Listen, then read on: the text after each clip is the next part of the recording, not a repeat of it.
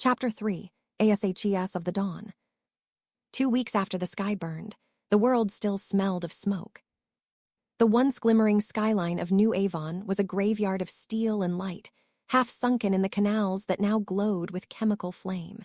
The air shimmered with dust, ash, and silence. Ships no longer crossed the sky. No laughter echoed through the towers. Only the whisper of wind through broken glass reminded survivors that the world was still turning. Briar woke to that sound every morning. He and Lyra had found shelter in the hollow of a derelict transport tunnel where a few dozen survivors had gathered, soldiers, engineers, orphans. They lived beneath dim emergency lamps powered by scavenged cells, surrounded by the hum of dying machines. Lyra sat across from him, her arm wrapped in a bandage that glowed faintly where energy had once flared. Her eyes were sunken but alert. She hadn't spoken much since the crash. "Dreams again?" she asked quietly. Briar rubbed his face. Same one, the sky breaking apart, the light swallowing everything. "Except you." He didn't answer.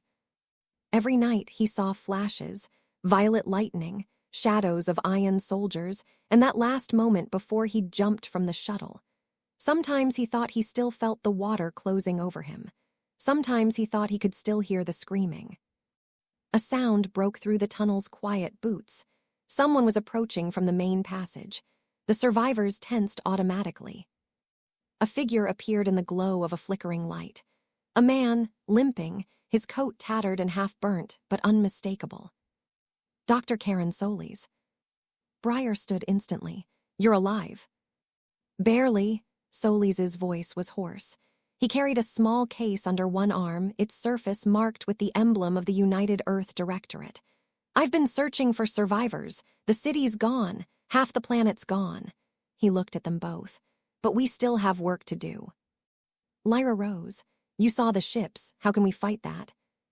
Solis's eyes glinted behind cracked lenses. "Not with ships, with people."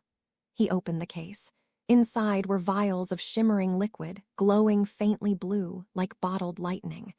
"The next evolution of the Genesis drug, the one I told you about. It bonds only to the young, but this version stabilizes the energy. If we can adapt it, humanity has a future." "You mean more experiments," Briar said bitterly. "I mean survival," Solis replied. "The Ions aren't here to conquer. They're cleansing the planet, and they'll be back to finish it." A murmur ran through the survivors. Some stepped forward, drawn to the faint, hypnotic glow of the vials. Briar shook his head. "You want to turn kids into weapons again. That's what killed my father." Solis's gaze hardened. "And what saved your world, for a time? The only reason you and I are breathing is because men like your father took the drug." The tunnel lights flickered again, and for a moment the doctor's face looked older, hollowed by guilt. "This version is different. It was designed for your generation. You, Briar, you're what it was meant for." Briar froze. "I don't even have powers." "Not yet." Solis set the case down.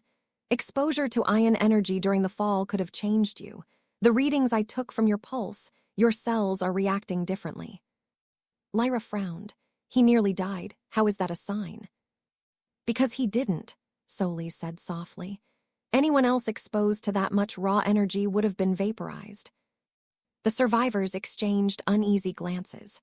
Outside, a low rumble rolled through the ruins, the sound of distant thunder, though no storms had formed since the invasion.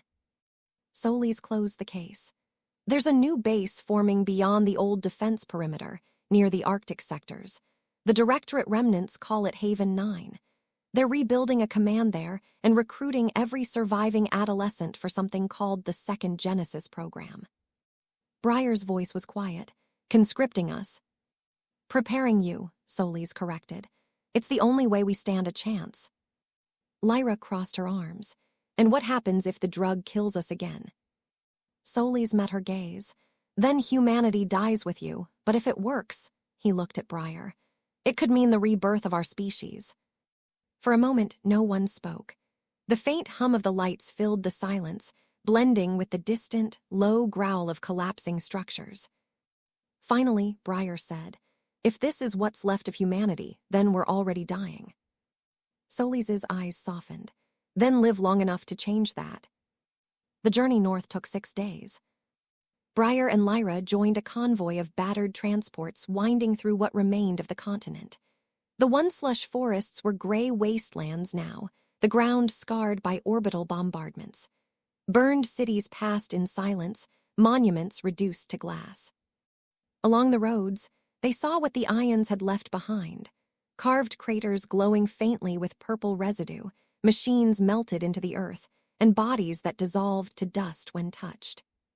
Each night, when they camped beneath broken stars, Briar stared at the faint glow in his wrist display.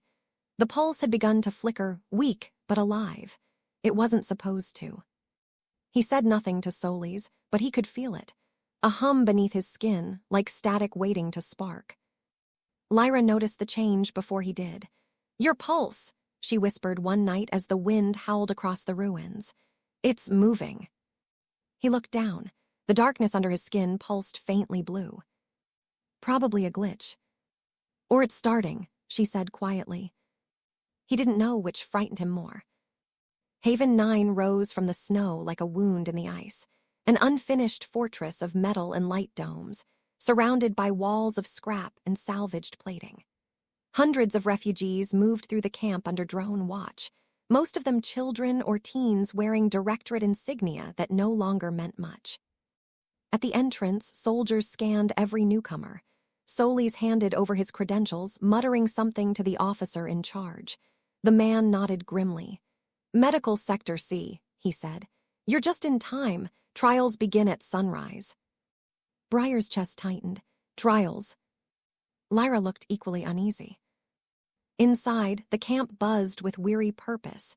Engineers repairing broken exosuits, medics tending to rows of pale faces, scientists whispering over data screens. It felt less like a base and more like a final gamble. Solis led them into a lab lined with sealed pods, each filled with a faint blue mist. "This is where it happens," he said, "where Genesis begins again." A woman in a white coat approached, her expression detached. "Subjects are being selected based on genetic compatibility. Only those under 18 qualify." Lyra frowned. "Selected, what if someone says no?" "They don't," Solis said quietly. Briar stared at the rows of pods. He thought of his father, of the hollow look in the soldier's hologram back in the academy. He thought of the iron soldier calling him weak. He thought of the sky burning. "What if it kills us?" he asked. Solis looked him dead in the eye. "Then you die with meaning." That night, Briar couldn't sleep. The snow outside glowed under artificial lights. He sat by the narrow window, watching the cold world shift beneath the auroras. Lyra joined him silently. "Do you believe him?" "I don't know," he said. "I don't think I have a choice." They sat together for a long time. The camp was quiet except for the wind. In the distance, a single flare rose into the sky, a signal from one of the patrols. Seconds later, alarms began to wail. Lyra stood. "What is it now?" Briar looked out across the white expanse. Far beyond the perimeter, faint lights shimmered against the horizon, violet, not blue. He felt it before he saw it. The hum under his skin grew stronger, burning like fire in his veins. The pulse on his wrist flared to life, glowing bright for the first time. Lyra's eyes widened. "Briar." Outside, the snow exploded upward as something massive descended from the clouds. The ions had found them again.